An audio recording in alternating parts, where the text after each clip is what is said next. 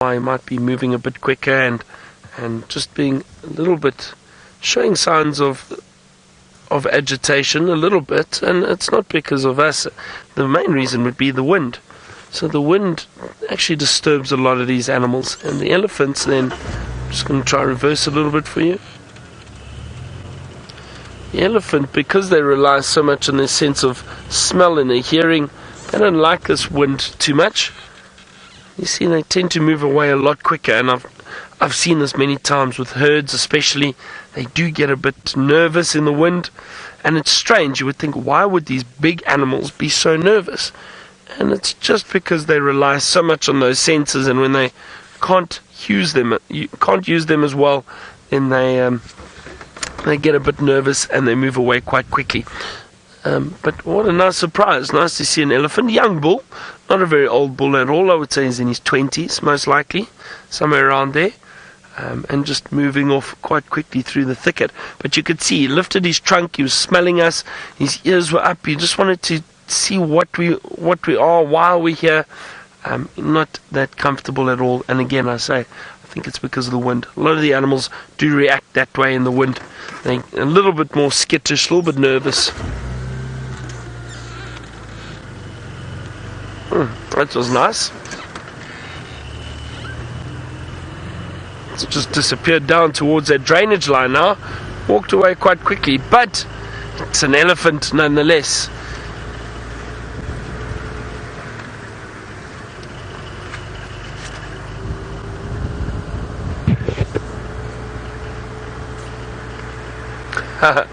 Anna Marie, you say you can just feel the chilly wind blowing. Yeah, well, it is quite chilly at the moment. Wonder, this looks like it's setting in for the day. It looks like we've got another little bird party here. Another little bunting.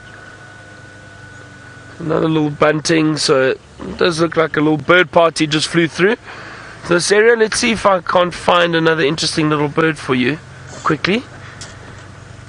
But again, all these little birds, I can hear the little blue waxbills. Those beautiful blue little waxbills, tiny blue birds. But to spot them, or get them on camera rather, is so difficult. They all fly so quickly and they dart from one tree, one branch to the next. Now, while I drive in here, I'll just have a look to see if there are any fresh tracks heading here. I don't see any at the moment. Oh, now I wonder if they haven't just moved off completely, these hyena. And they do often have different dens that they do use, and they will move from one den to the other, depending on how old the cubs are.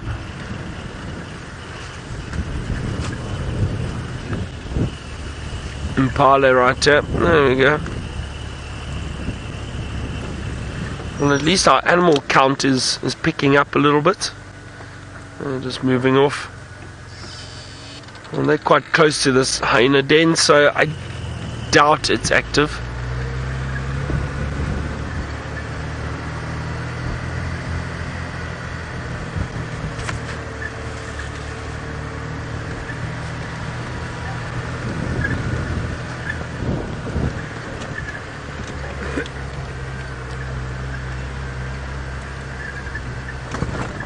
No, it doesn't look like it at all.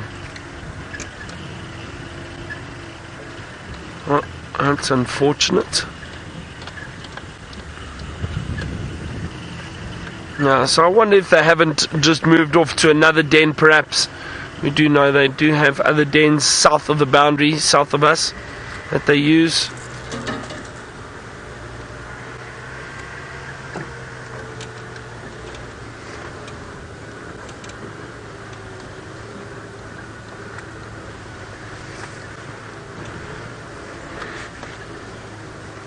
I've got no comms there.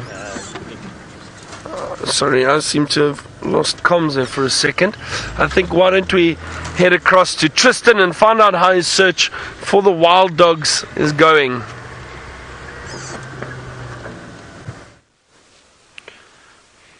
Well, Byron, our search has become stationary because we know exactly where they are. They're right here, behind, just to our sort of south. They managed to kill a little duiker inside there, and so we're waiting for them to finish their meal and see if they're not going to come back towards the cut line. So we're just sitting patiently, trying to see if they aren't going to emerge from this thicket. I can hear where the vehicle is. I can hear where they're talking. They're right here. It's just on the other side of where we can see currently, and so we're just being patient. They did say one of them was up and looking in this direction, so hopefully they are going to come trotting back into this area and we'll be able to see them, and that we'll actually get a morning with the wild dogs. The thing is, now that they've killed, though, it's possible, because of the conditions we've got, that they're going to lie down in this thicket and try and just sort of stay in a nice warm area out of the wind, and they might not come this way. But I'm just hoping that that sort of want to drink water is going to outweigh their want to nap and maybe come out and then head towards Chitwa Dam. So that's what we're sitting waiting for, and we're being nice and patient at this stage, and hopefully our patience will be rewarded. That's all we can do. There's not much more that we can do in terms of trying to see our wild dogs, because this is pretty much where they are. Now, if some of you are wondering about updates on the Birminghams, because that's also been very sort of quiet on their front, I believe one of the males is on Arethusa currently. The rest of them, no one knows where they are, so nobody has seen any of the Birminghams in the last few days. The other three, it's just the one that is on Arethusa currently. Craig, we can be thankful we didn't park under the tree behind us. So there's a tree that's behind us here called an apple leaf, and that is a tree we can be glad we didn't park under. And So, Roshni, you're wondering why we're not using the drone these days to follow wild dogs, and I'll get to my tree now and why it's good that Craig and I are not underneath it. But the reason why we're not using the drone currently is because that some of the equipment that we needed has been sent up to the Mara just for the beginning phases to get it set up, and the replacement equipment hasn't arrived yet. And so the vehicle that we use to basically watch how everything works and get Connor around is down at the moment, so Jigger is not broadcasting at this stage. And the second reason is that Connor is the only tech on site at the moment, so it means that Connor spends the drives inside FC to make sure that we get you as many feeds as possible, and to make sure that we're trying to get all the Mara systems checked and up and going. And so that's why the drone is grounded at this stage, but it will be up and about fairly shortly. In fact, hopefully by the sort of next 3-4 weeks we should have it back up and running again. The other side of it is that the area that we're in now is we wouldn't be able to fly the drone here anyway, because this is not our property to the south, and we can't fly the drones over people's areas that are not ours, so it's only within our traversing area itself. And so if the dogs come to Djuma, we shall definitely try and get the drone up and try and follow them with that. Now, back to my tree that I was talking about. We were talking about the tree, and I was saying that it's good that Craig and I are not parked under it. Now, the reason why is because this particular tree is known as the rain tree, or the apple leaf is its correct name. And the problem with this tree is that there's a certain insect that lives on this tree that feeds off the branches, and when it feeds off the branches, it feeds and it gets hold of that cellulose and the varying other nutrients that are inside there. But the problem is that it takes on too much moisture, and so those insects then deposit their moisture or secrete it, and it then starts to fall from the tree, and that's where it got the name rain tree, because when you sit underneath it, you're basically getting urine, well, not urine, but it's secretion from an insect dropping on you every 5 seconds, and so you end up with a situation where you get thoroughly sort of damp from being under one of those trees. Now, this one in particular is not that big. They do get much, much larger than this, and so you would have a situation where there would be quite a lot of water dropping down towards us and landing all over us. And so I'm glad that we don't have that situation right now, because it's cold enough as it is. We really don't need any more wet moisture to be on us to make us any colder. Craig, are you happy you're not being rained on? Yeah. Definitely, and particularly because this weather looks like it's going to continue, and so if all our warm stuff got wet, we'd have a situation where it wouldn't be very pleasant at all. Now, like I say, the legs are taking a pounding this morning. They're quite cold, and so hopefully these dogs will come and we'll be able to have a situation where I can put them back in the car and we can have a little bit more warmth and start heading away from the wind itself. So, MA, you saying Brent needs to send me a sugar? I agree, he does. It's about time that he sends us one, or we'll just have to go and visit Brent and just, I think, go up there and say hello and go and get our own one. What do you think, Craig? Should we do that? I think maybe on leave we should go and do a surprise visit to the team up in the Mara and go and say hello. that would be quite cool. Unfortunately, my leave is quite short in the next few months because of the fact that we're a little bit thinner on the ground here at Djuma, and we're just kind of getting everything sorted up there, that I might not be able to do it now, but maybe in September would be a good time. And then I won't need one because it'll be too warm. So I'm going to stop here because you can actually see where the view is. Even if we can't maybe get a view using the camera, let's just try and scan. Yes, there's the wild dog. I can see it. You see it there, Craig? It's just on the edge of that vehicle. You'll see where the vehicle is. I just saw the ears bounding through the thicket. There to the right. You should be able to pick up ears somewhere there. I can definitely see that wild dog. Craig, I'm going to try and get you forward. There should be... There's just back a little bit. There. Now, so just over here, Craig, if you can see where I'm pointing on my screen, you should be able to punch in the middle of your frame. There should be behind that, underneath that archway is where I can see the wild dog. Just its ears. There, you can see the ears in the background. Do you see them? There, Craig. That's it. Now, there the ears are. There's our wild dog, so it's not a very good sighting, but at the moment, at least it's a wild dog. Isn't that cool? That's exciting news. I'm glad that we repositioned slightly because we were sitting, and it seems that that dog is actually feeding. Craig, should I try to go forward a little bit so we get these branches out the way? I'm going to try just get that little gap. You see there's this little C that the branch has formed. There we go. So I know it's a small gap, but it is a wild dog nonetheless. I'm so excited. So cool. Now I know Brent Leo Smith would be very, very excitable about this. He loves wild dogs, and so I'm glad that we've got them, and hopefully Brent will be back some stage to see the wild dogs, because unfortunately in the Masai Mara there are no wild dogs for him to look at. So I know that's one thing that Brent gets a little bit sad about, is he absolutely loves the dogs, and this is so cool. At least we've got a sight of them, and they look like they're slowly going to start coming this direction, and hopefully we'll be able to see all three of them coming out towards us. It looked like that one was just finishing off the last of the scraps, and I'm trying to just scan if there's not a better gap that I can utilize. Now, we're going to try and see if we can't get a better view of these dogs, and while we do that, I believe Byron has got something that often is associated with the wild dogs after a kill. Oh, that's exciting, Tristan. I'm so glad you've had some luck that side, and very exciting about the wild dogs. Now, we have got something that's up on a nest, and we had some questions about nests earlier, and it's a vulture. It looks like a white-backed vulture right on top of the nest. I can't make out though if this is a young one that's just sitting there, if it is an adult. It looks like an adult that's sitting on the nest, possibly incubating some eggs. So that's wonderful news. It does look like an adult though. A very large bird. So a white-backed vulture on a nest. So that is also really exciting. And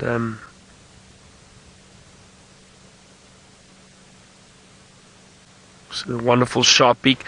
So why Tristan was saying why the vultures might be associated with the wild dogs is because if the wild dogs finish their kill and move off, they often leave a few scraps behind. Not really a lot of scraps, but if there is anything left, then the vultures will go down and pick at a carcass, like an impala carcass, for example. These big vultures actually can eat a lot of meat. I've seen them at larger carcasses before. They prefer going for maybe buffalo carcasses or giraffe or anything really large that the lions have killed and moved off.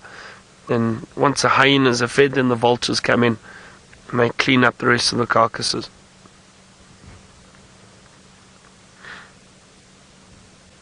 It also doesn't look too happy up there in the wind.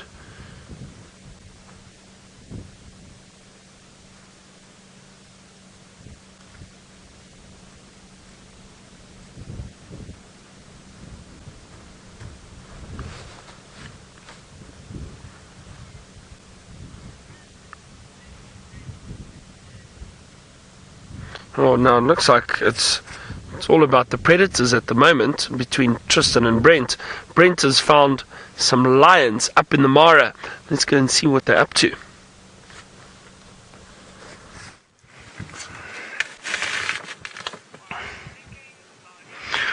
Well, welcome back. It seems like we've managed to shake off a gremlin or two.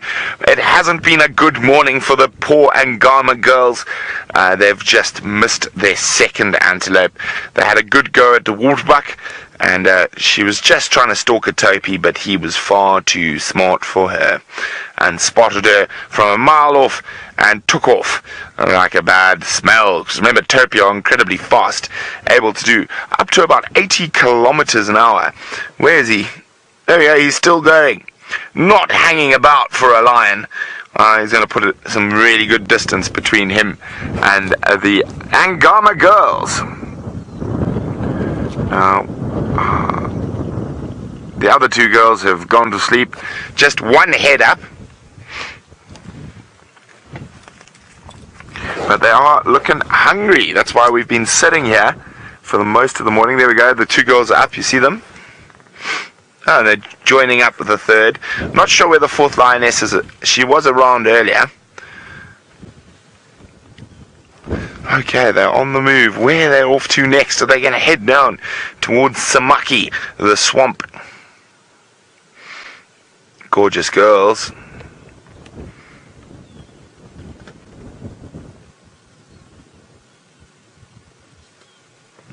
Now, of course, they have 7 hungry little mouths to feed. Now, well, we've got the ladies here, but because it is Father's Day, I said I was going to tell a few stories about my dad and my childhood in the bush. I'm very, very fortunate to spend most of my years in the African bush. And where I'm sitting today is probably a lot to do with my dad, and he's always given us the most incredible opportunities and taken us to some of the most amazing places in Africa. Always believed that experience is far more important than things. So we used to do amazing trips for birthdays and things like that. And so very, very lucky. Now, the first time I ever walked into lions was with my dad. He got into a bit of trouble from my mother because we were not too much older than about 6 years old. Or I was about 6 years old the first time we went into lions on foot. Now, are they going to come?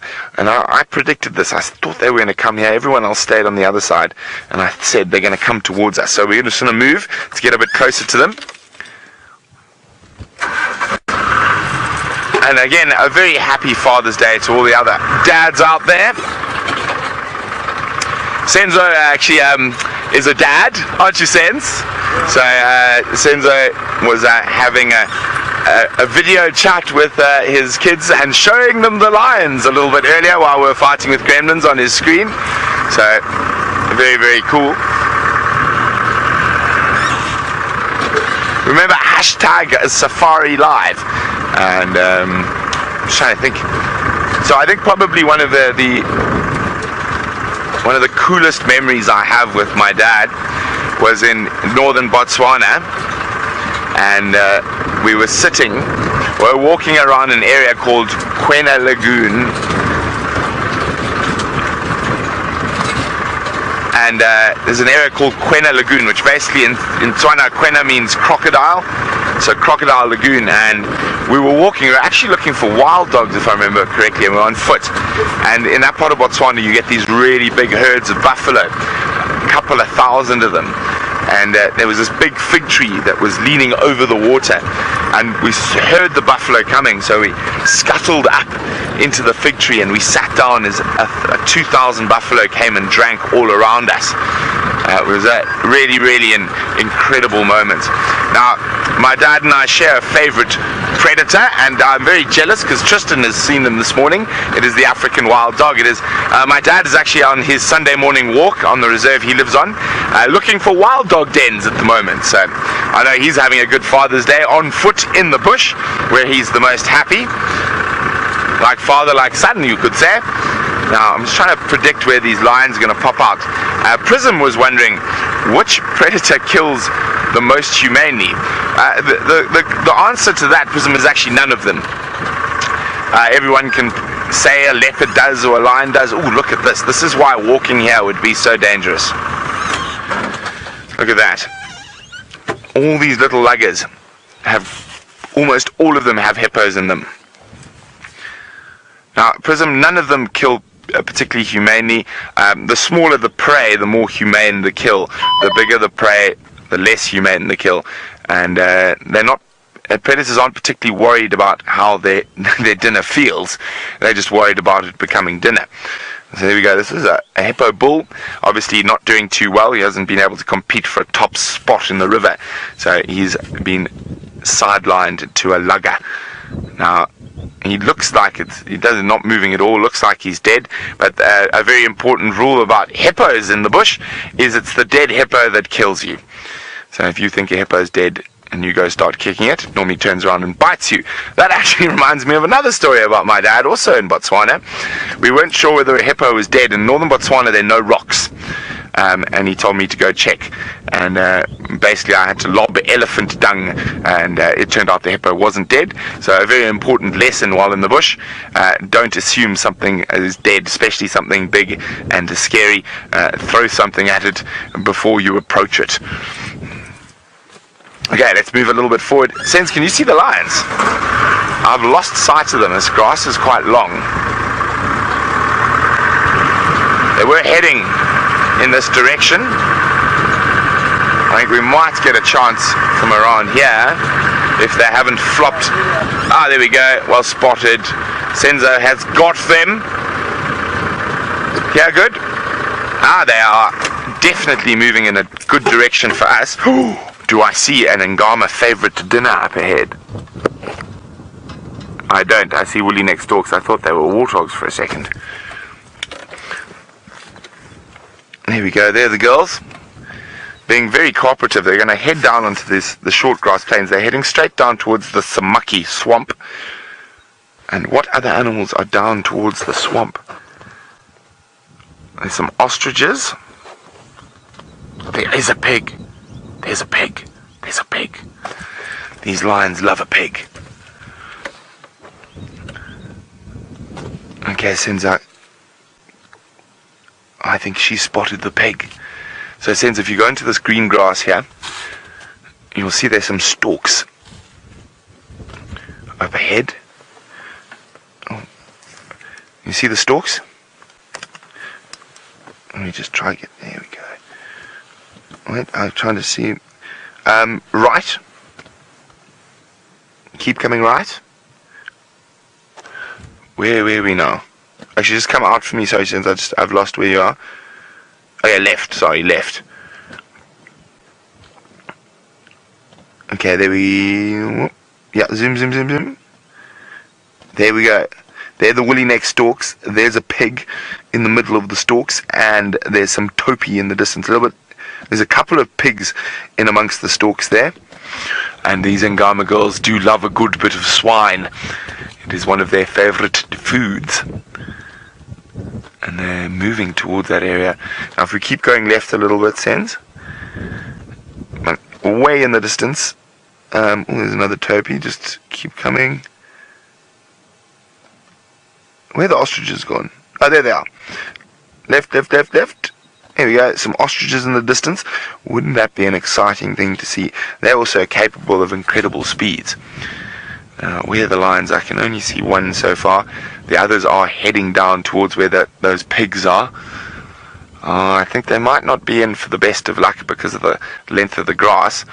But these Ngama girls are pig specialists.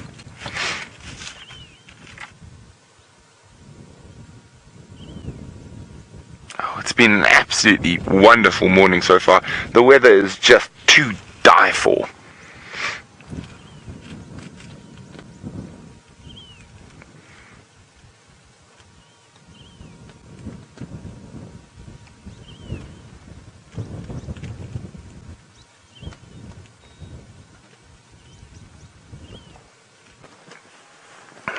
See, they're looking right down towards where the pigs are.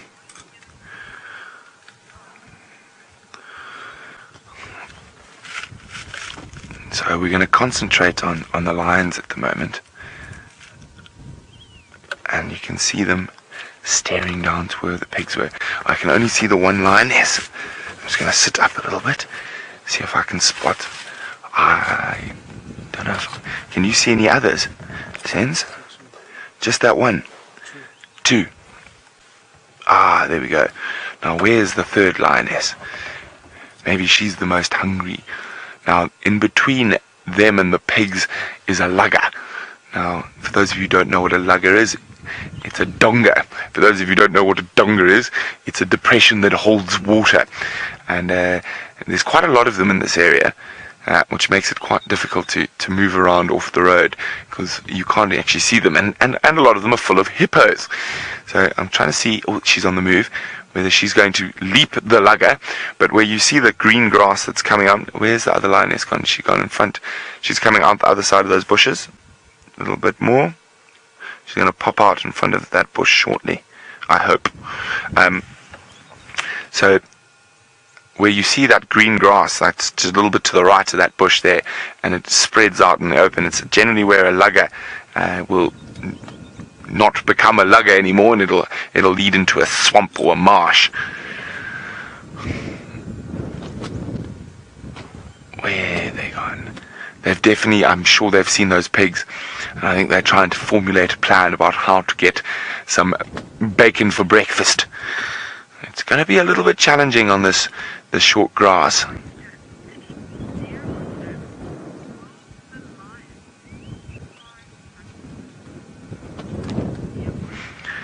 Dear watchers wondering, will the lions try hunt the storks?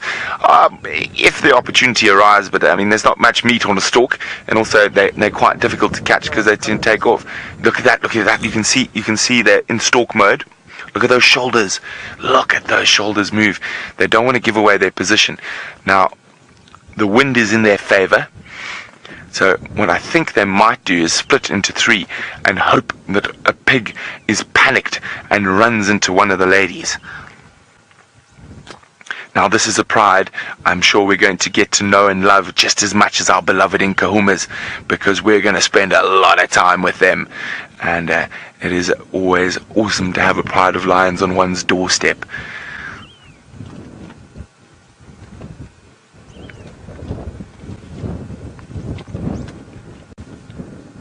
There we go. So everyone else rushed off to the other side. We're in the perfect spot. Now, Jeff is wondering, do lions set up ambushes? I would say most definitely, Jeff. A lot of it's instinctive, though, the ambushing. But the other thing is that's very, very cool about a lion hunts is the visual communication. So you'll watch lionesses when they look at each other. Oh, don't, Hammerkorp might give her away. So they communicate by body language while they're on the stalk and in the hunt. And actually a friend of mine's busy doing some research on that at the moment, and on all social predators and visual communication. Oh, there we go. She just jumped across the lugger. I was hoping they were going to do that. That was so cool. So she's going around, and she's sticking to the slightly longer grass. As you can see, it's not that long. The pigs are still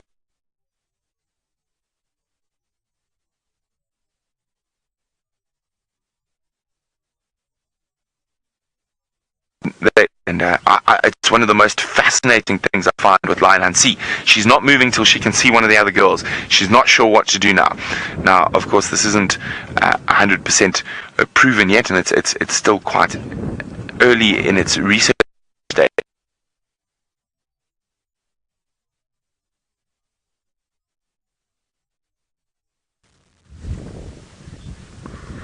Oh dear, so we've just lost Brent, and you've caught me with my coffee.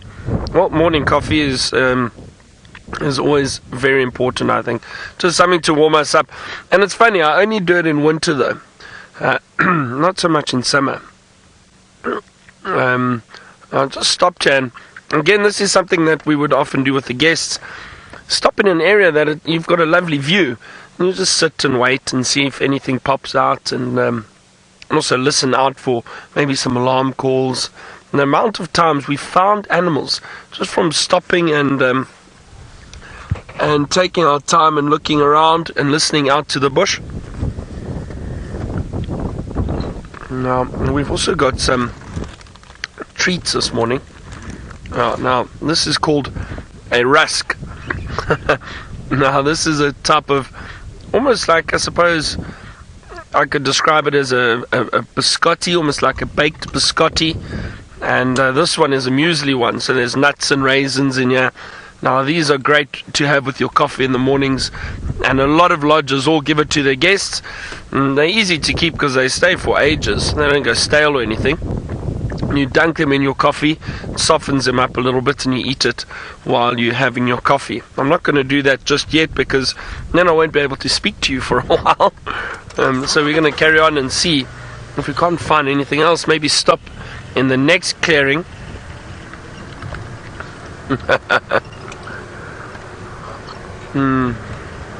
So, into them have rusks up in the Mara. I don't think so. I doubt it.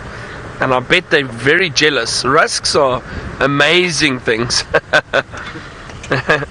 Hey, Fergs, they can keep you going. Yeah. Cheers to rusks. Cheers.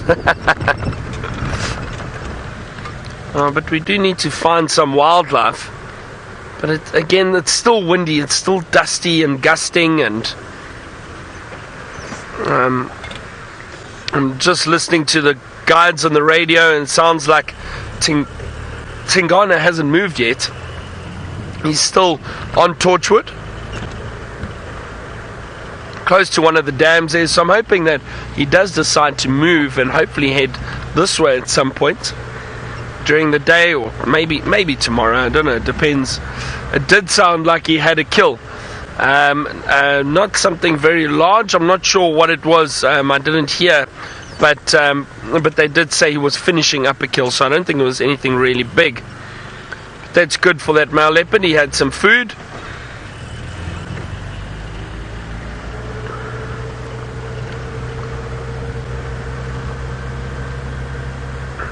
Now, speaking of all the little snacks we have on game drives and that, the lodge I used to work at, they would bake, everything was homemade, and they would bake these chocolate chip cookies. So, I'll be honest, my weakness is a chocolate chip cookie. 100%. Oh, nothing like a nice big chocolate chip cookie. Anyway, so they made a lot of these, and when we were training, James is also to blame for this. When we were training, we would sneak into the kitchen because we would do our own game drives. The 7 of us would head out on a vehicle, and we'd do our training drives every day, morning and afternoon. And in the mornings we would sneak into the kitchen, go into the pantry, and get a big bag of chocolate chip cookies and drive out. And while we were out, we'd always stop for our morning tea or coffee. Oh, what is that? Hang on. There's a bird of prey that just flew over us. What was that? That looked strange. Now, I hope it's not what I think it was. And I say that because it looked almost crow-like for a second, but it was very quick. Let's just have a look. It landed down here somewhere. Let's see if we can get a view of it. Now, I hope it wasn't a crow, because crows are not meant to be in the area, to be honest. Where did it go? Oh, it's a gymnogene. It's a gymnogene. There we go. Sorry. Just caught a quick view of it as it swooped down. There it goes. Oh, beautiful. African harrier hawk. And now I can hear. There, wonderful. That is great. It's got. You can see that bright yellow face at the moment. Johan, you were wondering if we had African harrier hawks here. We do indeed, and we do see them quite regularly. I haven't seen one on this trip yet, so this is the first one for this stint that I'm doing on Safari Live. Amazing legs that are able to bend, and they can reach into nests in trees and try and raid the nest. Let me move forward a little bit. This one seems quite relaxed, not really moving or flying away from us.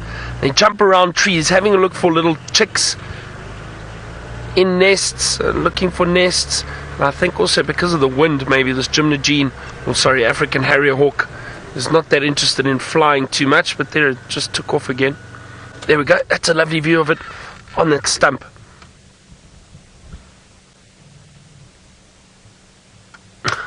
Hold on, we'll get it now.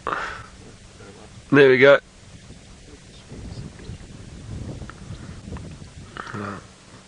A really, really beautiful bird. One of my favorite birds of prey, just because they're very interesting. Very interesting. Oh, dropping some dung. Probably going to take off fairly soon again. Then you can see that barring on the feathers under the chest or under the breast. There it goes. A lot of the other birds aren't happy when the African harrier hawk is around, because it raids nests like that, and there it goes. Disappears. It looked like it went to some of those large trees at the back. That was a nice surprise. A really nice surprise. I just caught a glimpse of it as it flew over. We could see it was a larger bird. I said it looked like a bird of prey, but couldn't see the colors or anything. But that was wonderful. Now, speaking about hunting, well, how these birds raid nests and that, Brent has got some lions that look like they're hunting. Let's go and have a look. Good, thanks. How are you doing? Yeah, there's two. Sorry. Welcome back to your very own live safari. The lionesses are still on the hunt. They've moved. They're probably 300 meters from the back lioness, who's going on the other side after these pigs. And you can see the other two lionesses that we're looking at now are moving slowly towards where the pigs are, and the third lioness is actually trying to sneak around to the opposite side. So we were asked a little bit earlier whether they set ambushes. This looks like an ideal ambush. And remember, I was talking about visual communication between lions, and it's really, really interesting studies that are going on at the moment. Those black behind the ears and the black tip to the tail are very important for cubs to follow, but equally as important in the hunt, because they take visual cues. See how they keep looking at each other, and that is how they decide where they're going to move. So it is absolutely fascinating when you get to watch the lion dynamics and the dynamic of the hunt. And what makes the Masai Mara so perfect is you're able to do it in the open. And unlike the greater Kruger, where it's often quite thick bush where it's happening, here we get to see it happen in the open.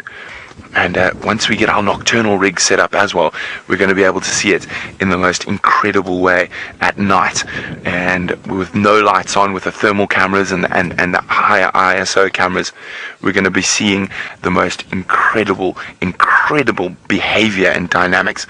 Look,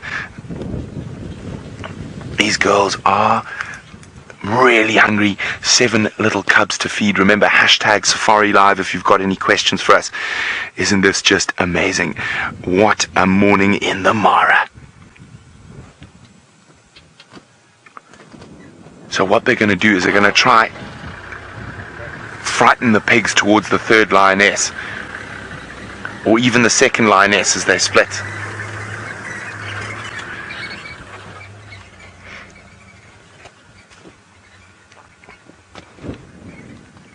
Now, we're in prime spot here.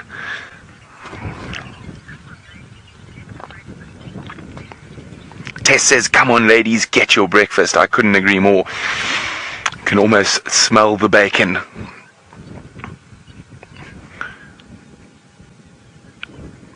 Now, I've lost sight of the third lioness, but let's just go to where the pigs are, Sens. So, just to give you an idea, so as I said, I've lost sight of the third lioness. So, they're the warthogs, and if we keep going off to the left, you will see there's some long grass as we come out a bit more, and a little bit more to the left. So I'd say she's somewhere in that long grass on the other side of the green, and we're going to just keep an eye out. Obviously we're in a great spot here. And the particular Sensor's found it. You see it? Look at that. See, she's using that long grass. Great spot, Sens. She's almost directly opposite the pigs now. So I think that the other two girls are going to be waiting, and then they're going to push those pigs onto her. So she's in the killing spot, so to speak. Now that's of course if the pigs run that way. but this is as good a chance as any for these lions to make a successful hunt. Okay. Now comes the really difficult part. If we don't have 4 cameras, where to put the camera? I think what we're going to do now is come out onto the lionesses. They're going to push the pigs, and we'll just keep a close eye on that female that is waiting in the. Oh, she's moving forward. Oh, this is so exciting.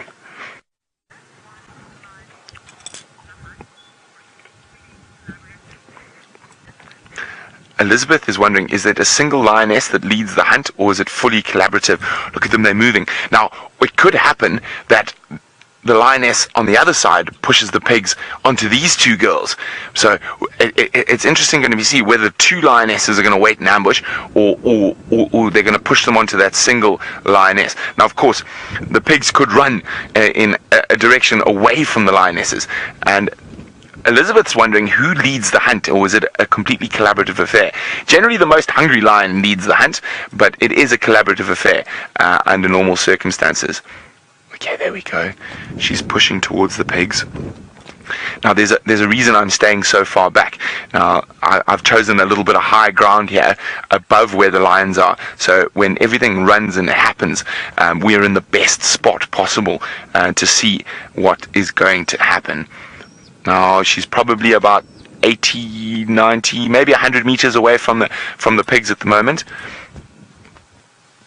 And you can see she's coming out of onto the short grass. So the one thing pigs have at disadvantage is their height. They're quite short, like Kirsten in Final Control. So they might not see her till she's a lot closer.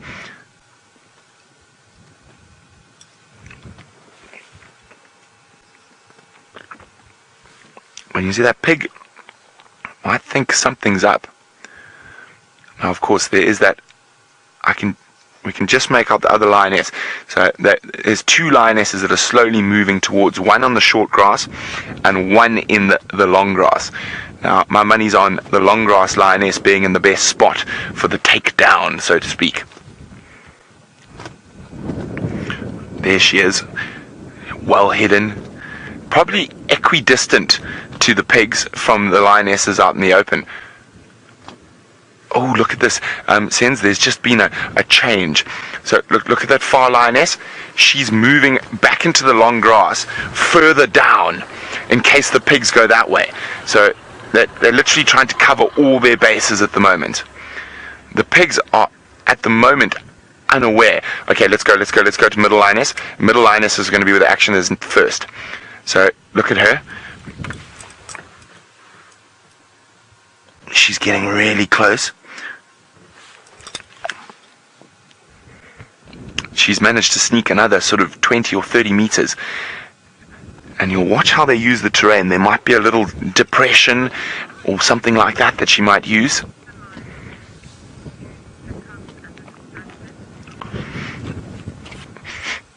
Now, Brian's wondering, would lionesses use the cub as a distraction? I don't think they would do it on purpose. It might happen inadvertently, but the cubs have left quite far away from here.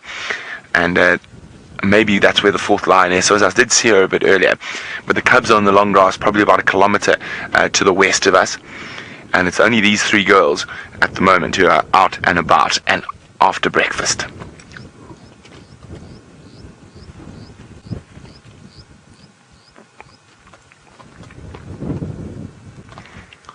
This is so cool. Oh, the wind's picking up. I've lost comms with Final Control, but don't worry, we're going to stick here. They can call back. There we go, they're already calling back. Hello, welcome back. And we're still with these lions. Now, look. Oh, just come a bit wider. Just come a bit wider. Now, I've lost sight of the lioness in the long grass, but the one pig looks like it was thinking about going in that direction.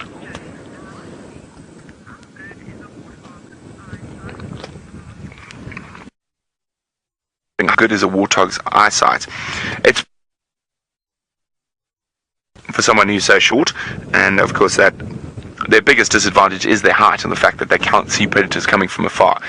but they have an incredible turn of speed.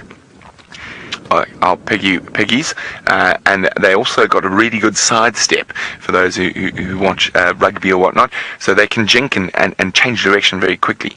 Now also, this particular warthog isn't a big male, but even the females have that razor sharp bottom tusk that's called a tush, that is able to inflict damage. But I think these warthogs are a bit outgunned by these girls. Can you still see the lioness, the middle one? I've lost her. I think she's ducked in. Oh no, I've got her. She's in that little hollow there. Now we can know there's about 3 or 4 pigs that I saw earlier, but we can't see all of them. There she is. So she's using the terrain. There's obviously a little depression there that she's sneaking along to try get closer.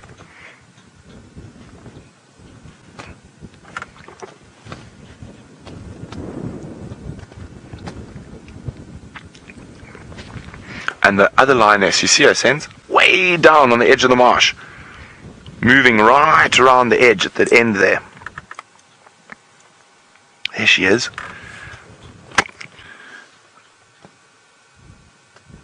Now, I still can't see the third lioness who is in the long grass. But the pigs, let's stick on the pigs. The pigs are moving towards that long grass.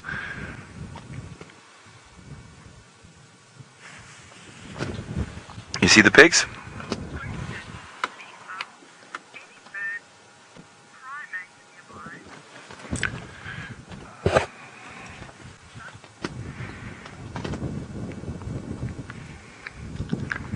Okay, look, she's, okay, Sense, she's coming for the warthog, Oh, that pig's gonna escape. Oh, dearie me. Oh, girls, that's the third botch up of the morning. If you'd just waited 5 more minutes, those pigs would have walked into you. Oh dear.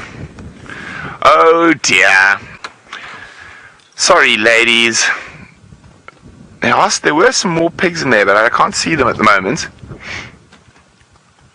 That was nearly the perfect setup.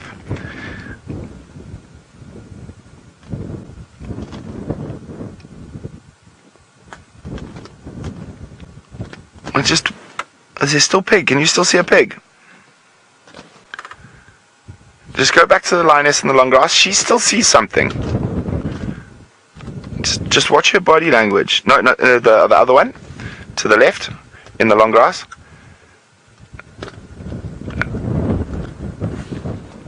See, she's still showing like there might be another pig that we can't see in one of those little depressions.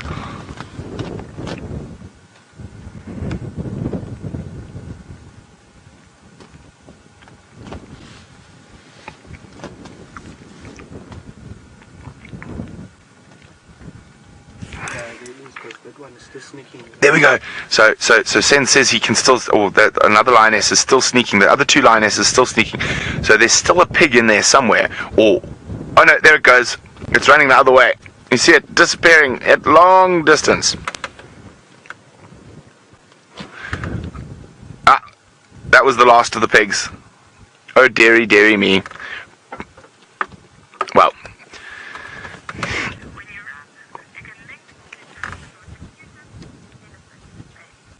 Oh, ladies.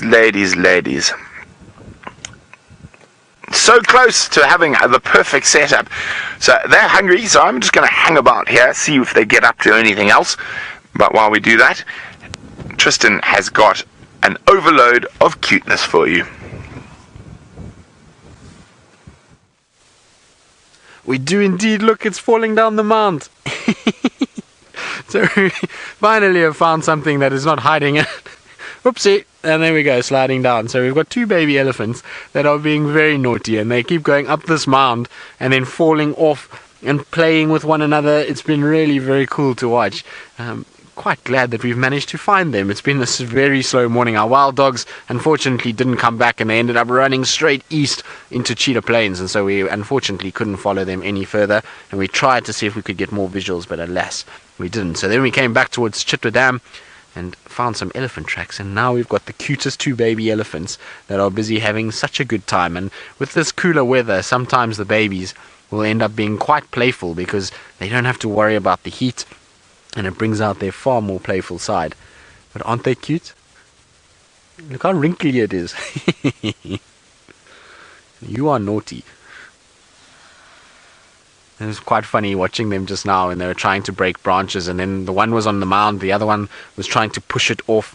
They really are quite entertaining when they're at this age, and when they're in this kind of mood. It is always fun to watch them. Let's see, let's go catch up with Mom, otherwise you're going to be in trouble. And you can see there comes some of the adults, so it's a small grouping, it's not too many of them. I can't see exactly how many we've got. It's quite thick in here, and it's amazing how much less wind there is where we are. We've kind of come into this little alcove of trees, and it most definitely is a lot less windy inside here, and it makes it much easier to be able to sort of sit and enjoy these elephants, because earlier the wind was really getting quite vicious out there near the airstrip with the wild dogs. And that's probably why the elephants have come in here. It's just is a lot more sheltered, and they can spend their sort of morning or day feeding here, and when they need water they can just pop down to Chitwa Dam, and then from there back into these thickets and try and use these thickets to stay out of the wind. Look at how she's beating the grass.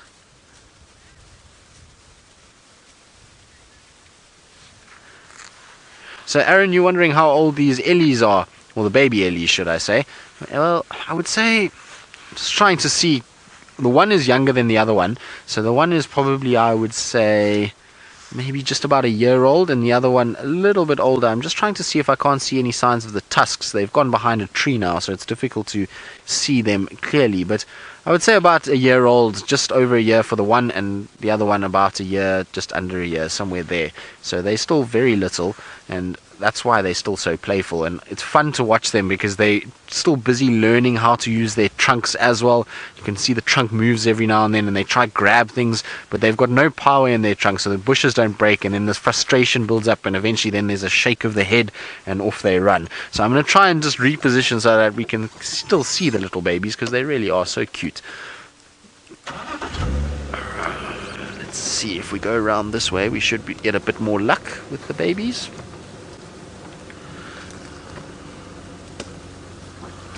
And the herd seems to be super relaxed, which I'm quite surprised about.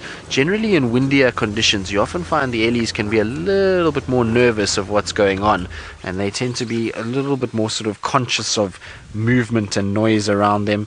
No, don't disappear now. Well, it's because Mom is moving off that the rest of them are carrying on as well.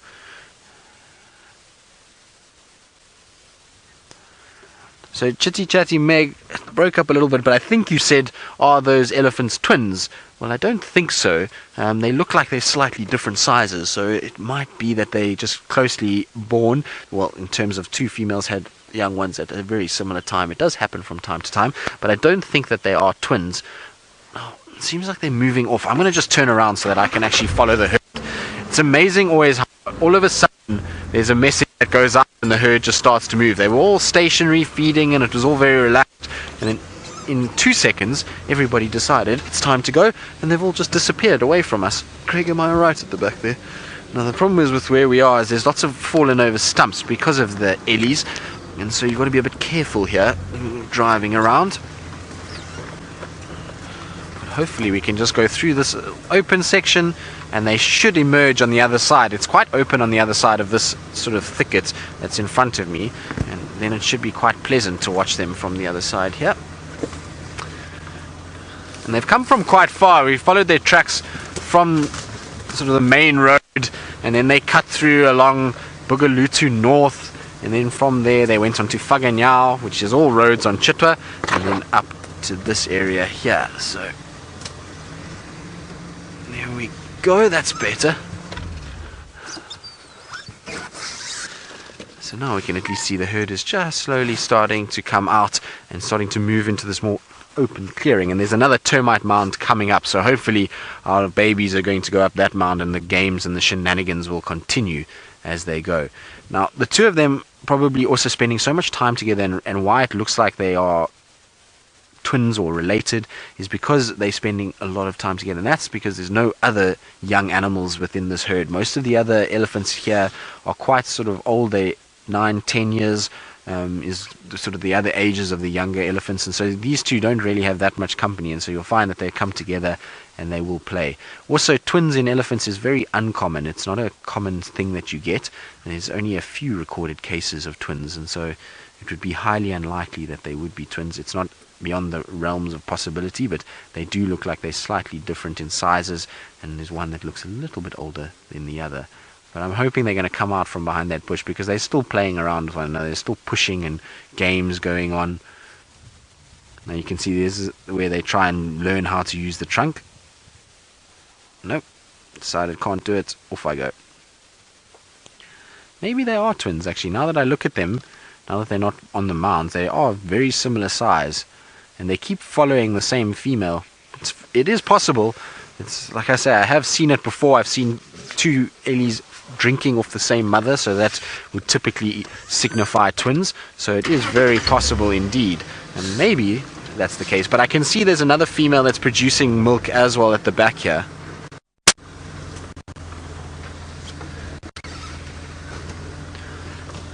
So Marissa, you say every time we sit with Ellies, you feel such serenity. Well, Melissa, I can tell you that it is exactly the same for us. There's something about sitting with elephants, and I actually read a whole sort of report about this, and it was something along the lines of the fact that they produce a sound that is such low frequency that a lot of the time our ears don't pick up, but the elephants can obviously hear.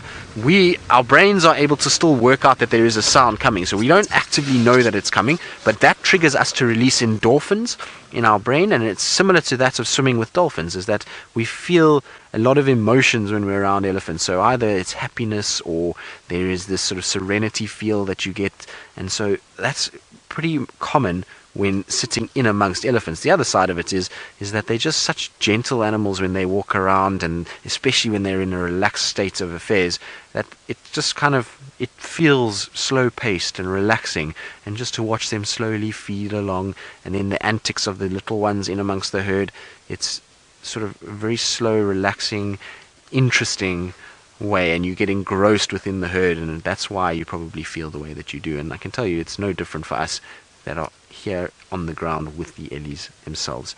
Now we're going to wait for our excuse me, our Ellies to come out just a little bit, and so while we do that, let's go across to Byron and see if he's managed to find anything else this morning, and whether or not he's warmed up a little bit after his coffee break.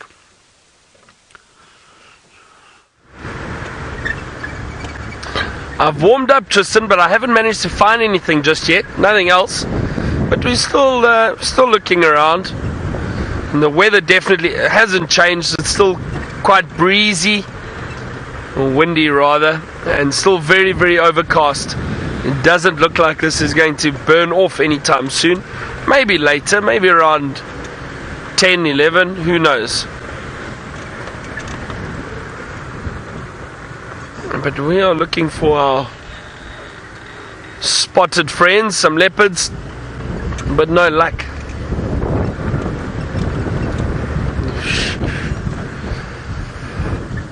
Kylie, you asked about this dead grass and if it's still nutritious for the animals. Kylie, yes, some of it is. Some of it they will still eat, and they will still get nutrients from him or from it. Especially the bulk feeders, so animals that eat a lot of food, like what bulk feeders would we have? Yeah, I mean, well, the rhino, buffalo, elephant, all those animals, when they constantly feeding grass, they'll definitely still get nutrients from this vegetation. It's not as nutritious as it would be in the summer, but they'll still get nutrients that they need.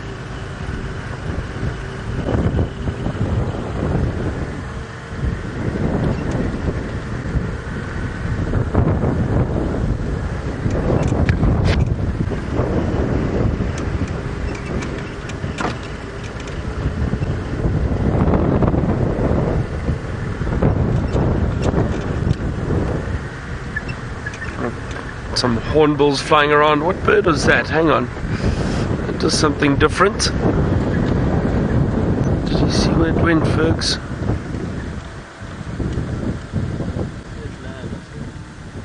looked like a bird of prey, small little bird of prey, a little accipiter. Just saw it go through the trees, trying to see if we can spot it for you quickly. Maybe a little goshawk of sorts.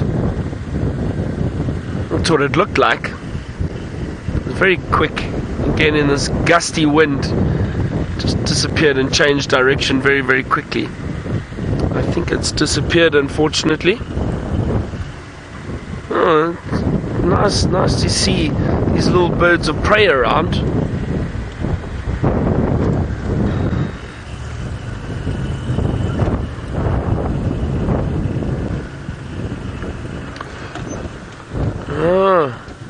Is that a leopard in the tree over there? I think it is. It's a leopard orchid right up at the top of the tree. There's a beautiful leopard orchid. Sorry everyone if I got your hopes up there, but look at that beautiful leopard orchid right up at the top of that tree.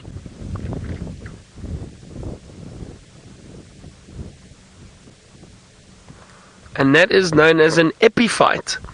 So it grows and lives off that tree, and it basically captures moisture in the air, and is, I think, some of them they produce their own food up in those trees. They don't necessarily act as a parasite and feed off the tree itself. They'll just use that tree as a vantage point to grow higher up, and then gain moisture in the air, and then create their own food. Now, it's called a leopard orchid because it gets beautiful yellow flowers with brown spots on it. Very, very pretty plant. And I think it starts flowering around October, November, I think, is when the leopard orchid starts flowering. So we'll wait until then and have a look, see if we can find some of those beautiful flowers for you. I really like orchids though. One of my favorite flowers, my favorite flower I think is orchid. Different orchids.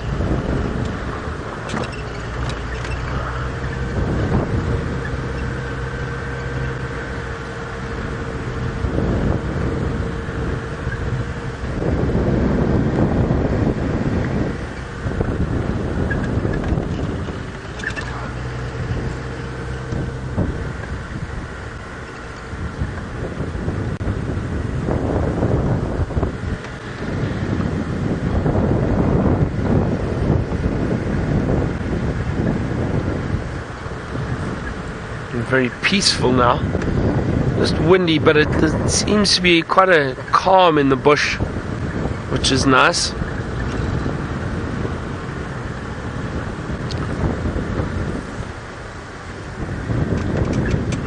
I think my tip of the day for today, I think, is if it's windy, stay in bed.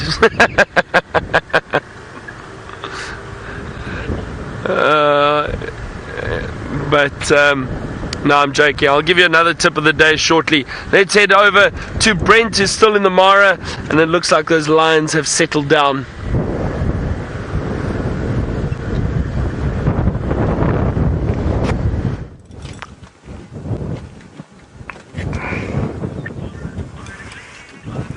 Oh dear, oh dear, oh dear, poor Angama girls. No bacon for breakfast. So I don't think they're going to move too much now. It's quite warm, and they seem to be settled, and they'll hopefully wait in this area till some poor unsuspecting prey species wanders in. So I think we're going to take a little bumble around the Mara now. So we're going to keep moving. Let's see what else is out there. I think we should go down towards the river. What do you think, Senzo? Yes, let's go down to the river. Now, a lot of you have been asking, where's James, when's he arriving, etc., etc. So, Commander Bond will be arriving in the Mara tomorrow, and so will Louise. And Wiem is finally leaving Nairobi after getting all the vehicles camera prepped and ready. And Wiem will be landing at 12 o'clock today. We will be fetching him from an airstrip about 20 kilometers that way. And then tomorrow, with the arrival of Lou and James, we are at full contingent for the Mara. And our fearless leader, both our fearless leaders, Mr. and Mrs. Wallington, arrived today as well. So we are going to be a full camp. Yay! Happy camp. Last night, I'm not sure whose idea it was, but I'm pretty sure it probably was Rebecca Christensen to have the Shuka Shakedown. So our first night with most of us in camp, we all had to go to dinner wearing shukas, and it was called Shuka Shakedown night. It definitely has a Rebecca ping to it. Or Jerry maybe, but I think it was Rebecca.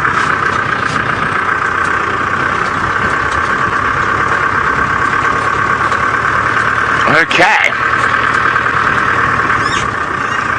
So this road loops down around towards the edge of the Mara River, and we're going to drive along the tree line for a little bit. Who knows, we might find some gorgeous birdies, or who knows, more lions, or even a leopard.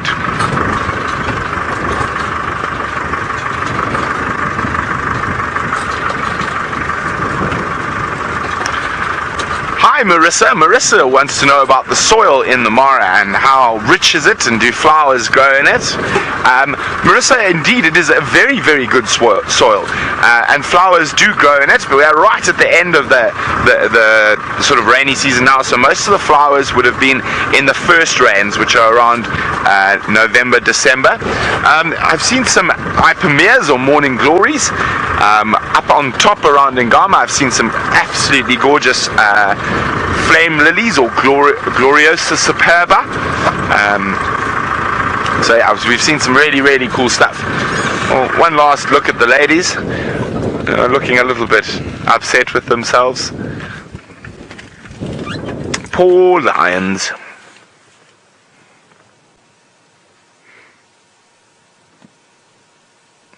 Yes, you botched that up, my girl, and you should have just waited another minute or two, and that warthog would have walked into your mouth. Yes, hang your head in shame. We're going to keep moving.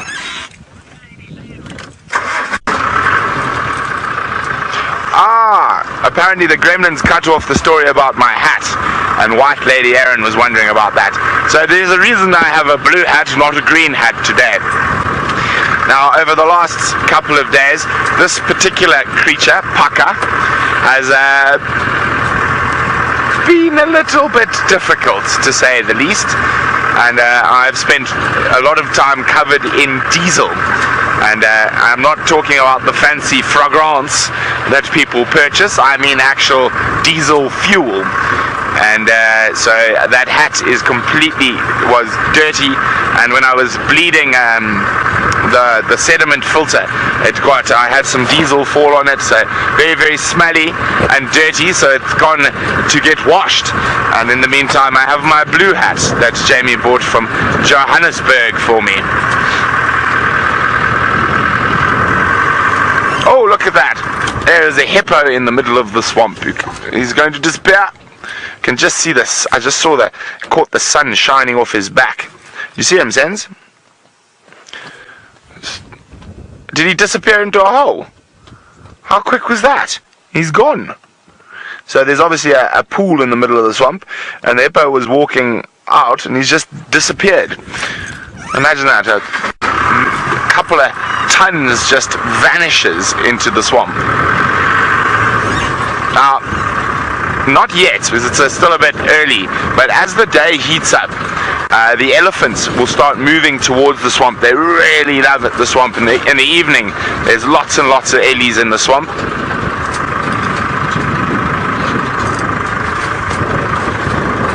Now, I've been speaking about elephants and the lack thereof in this area at this time of the day, but it sounds like Tristan is inundated with them. She's not answering. Well, not inundated, but it's a nice small grouping, and they've come really close now, which is really cool. So we've got them all right around the vehicle, and they pushed over the small terminalia, and their whole herd has been feeding off it. So it's been really cool just to sit with them and watch. And look at the little baby underneath mom's trunk there. Now these two do look like twins. They keep following one another everywhere, and they are exactly the same size. And I'm trying to see if both of them are going to suckle from the same female, because then we'll know for sure. But wouldn't that be exciting if we had twins? It would be probably only I would say the second or third time that I've seen twin elephants.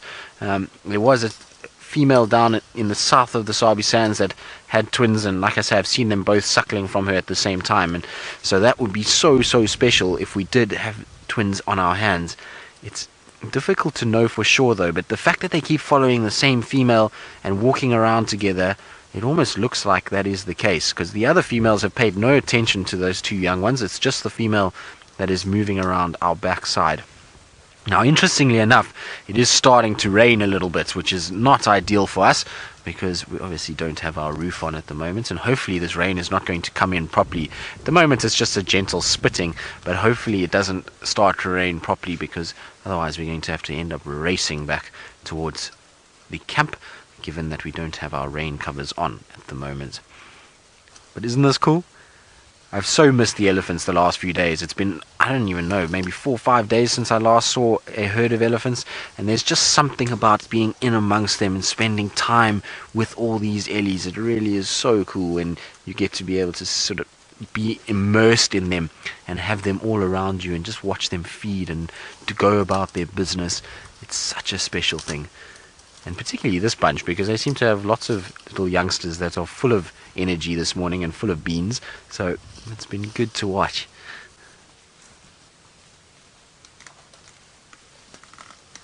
Can you hear them all crunching down on the trees?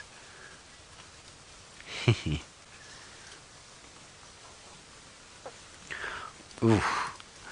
So Roshni and Christine, you're both wondering what the oldest elephant is in the Sabi Sands, and well, I couldn't answer you.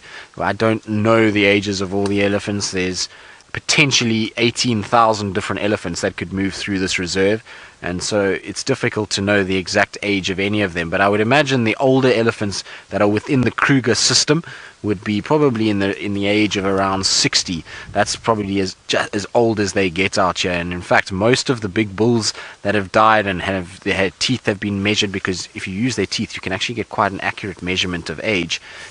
Most of them were in their mid-50s, and so you imagine that even the females getting to 60 would be about as much as possible. But look at this, isn't this cool? They are right here and they're busy playing. This is so cool.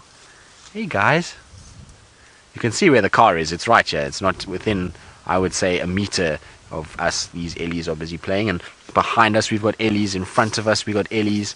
This is awesome. Hello, little one.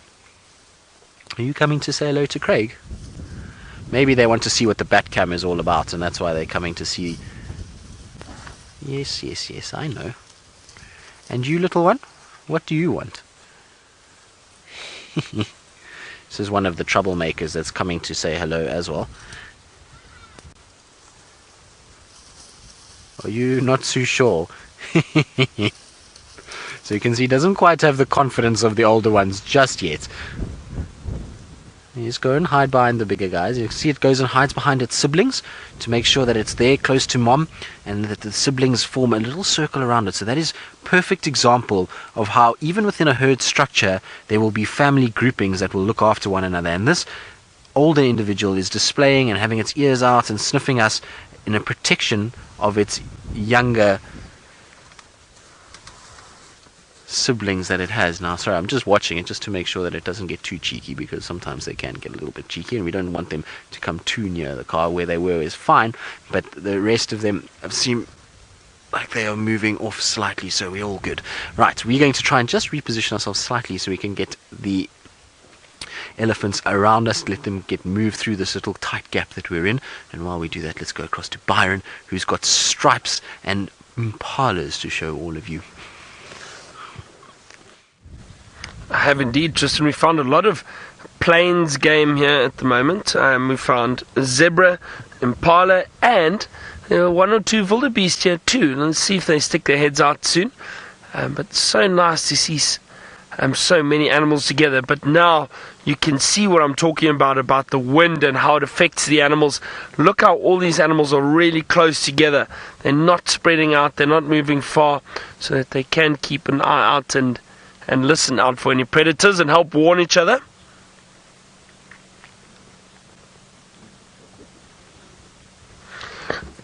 So Jason, that's exactly then the answer to your question, why the zebra and impala tend to hang around together. And it's because, for one thing, they do feed on similar vegetation. The impala can graze as well as browse, whereas the zebra are only grazers.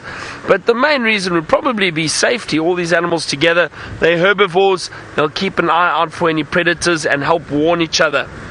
Now, where are those wildebeest? They've just disappeared.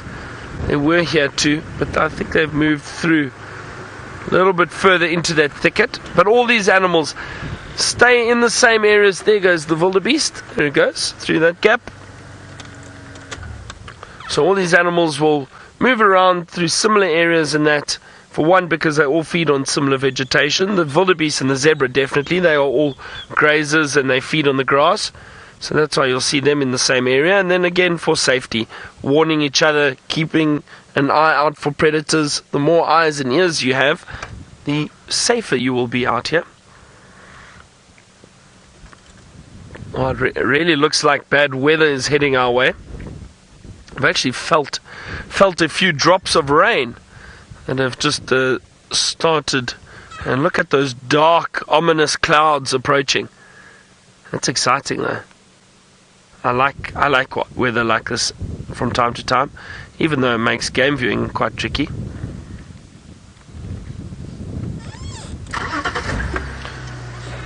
Well, it was nice to see so many of these animals together, but as you can see how the weather affects them, they all stay very close together, and maybe that's why we haven't seen so much spread out and out in the open because of this weather. Oh, I can feel the drops coming now. You better be careful with our new cameras because we don't have rain covers for them yet. We got some black plastic bags. Maybe that helps.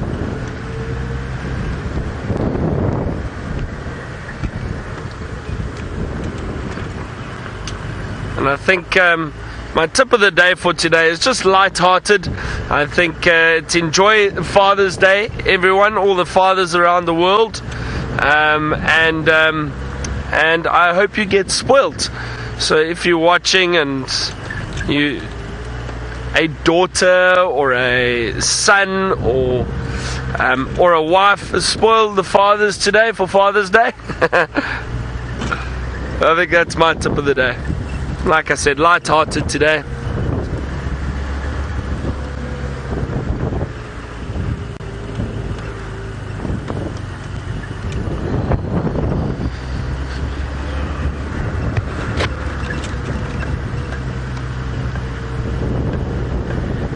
Brian, you asked what the longest time I've taken to track an animal. Well, I'm trying to think. 2.5, 3 hours, right, until eventually we found it. Sometimes you just you can, if you see you aren't getting anywhere with tracks, you call it quits. But yeah, I think 2.5, 3 hours. Sometimes we have tracked for 3 hours and not found anything, so I suppose it's even longer if you take into consideration the afternoon drive, maybe heading out into the area again and trying again. 4 hours going on that, but in one straight stint, probably 2.5 to 3 hours, which is a long time to be tracking one animal or a pride of animals, if it was lions or leopard.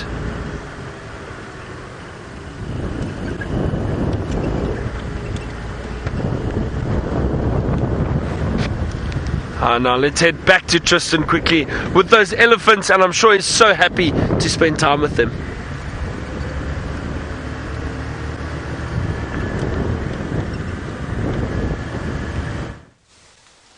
Indeed we are, because these elephants have been so cool this morning. They are all around us. They seem very interested in us for some reason.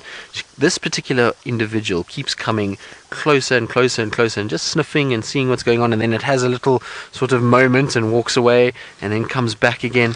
And I'm not sure it really knows what to actually make of us at this stage. It's not sure if we're part of the herd or if we're just an irritation at the moment. So it keeps coming to see what's going on. And you can see another Ellie is on its way down as well. It looks like one of the young males is there.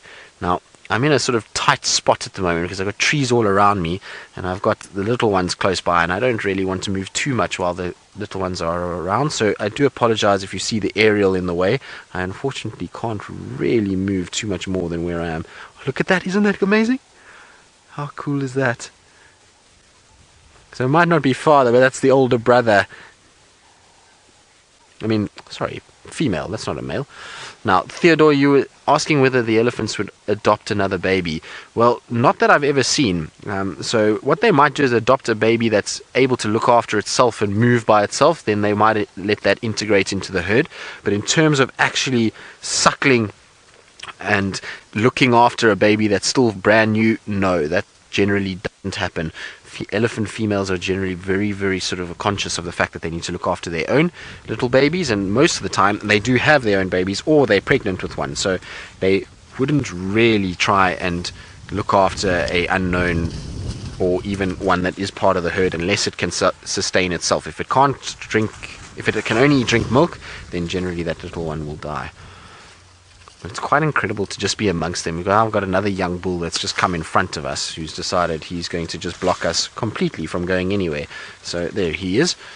And he's only got one tusk by the looks of it. Looks like he's broken his left tusk. There we go. Hello.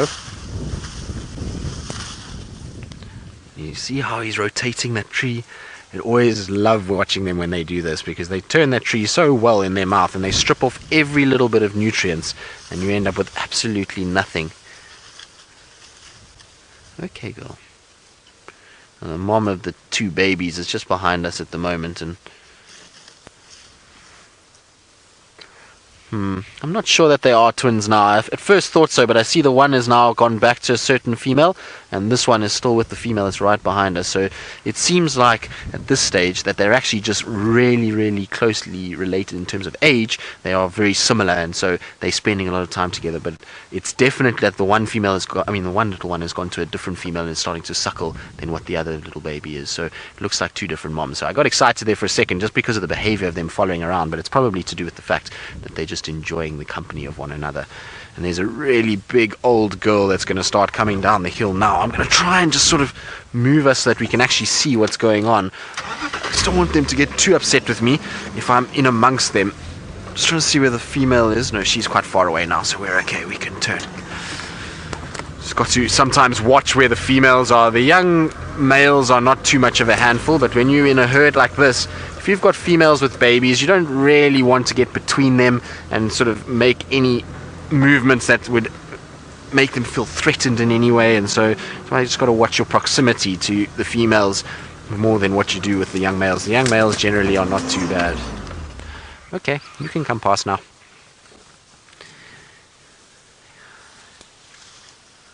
So cool. It's good to have you guys back. Love spending time with elephants.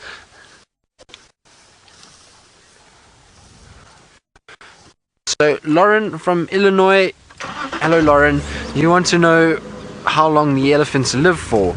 Well, it depends, Lauren. Depends on the area that you're in and whether or not they're captive or wild elephants. So sorry Chantal, just repeat that. So you broke up a little bit. I don't know what Chantal said to me. Oh, do they nurse for, not live for? Thank you, Chantal. Sorry about that. They'll nurse for roughly about 2 years, that they really need to nurse, because that's the time that it takes to learn how to use the trunk, and then they start to be weaned off and start to then feed off vegetation. But if you have a look at this elephant right now that elephant is probably, I would say, close to 4 years, maybe even a little bit older, 5-6 years, and that elephant is still trying to suckle. It's even so big it can't get to the teats. Look, it's trying to push its head there, but it's too big to fit underneath to actually get the right angle to the teats themselves. Look, you see it's drying. No, you're too big. You shouldn't be suckling. So it just goes to show you that sometimes they will try and suckle even when they get a little bit older. And you might find that this female have another calf recently, or she has another calf within the herd that is still drinking milk, and now this older one is just being naughty and taking a chance and trying to get some of the milk from those teats. So it does happen like that, but generally it's sort of 2 years that they'll try and spend suckling, and then after that they get weaned onto vegetation. She's a beautiful girl. There's one at the back. She's got big tusks for a female. In terms of the thickness, they're a lot thicker than most females will have, and on top of that she's a really large individual, so I would imagine that she's probably the matriarch for this particular herd. Well, that's what it would look like to me, and I can see they're doing a bit of a dust bathing session, so I'm going to quickly just go down to where they are dust bathing. Sorry, Craigie. So because that didn't sound very good, but there we go, just in front here, little babies lying down. Look, isn't this cool? Such an awesome way to finish our morning.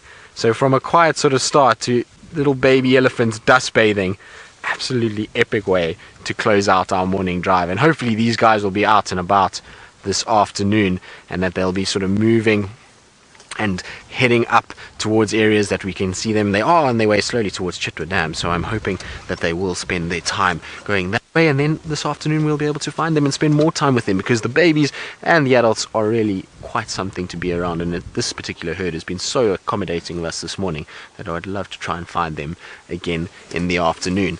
Look at that little one just throwing dust everywhere. Are you having fun, little one? Very cool. Oh, it's just all too much. Time for a lie down. That's so cool. Right, well, it's come unfortunately to that time of the day where we need to start saying our goodbyes. So from Byron and Ferg and Brent in the Mara, I'm not sure who is on camera with him this morning, myself and Craig, it's been an absolute blast with all of you, and I hope you've enjoyed it, and we'll see you on our sunset safari.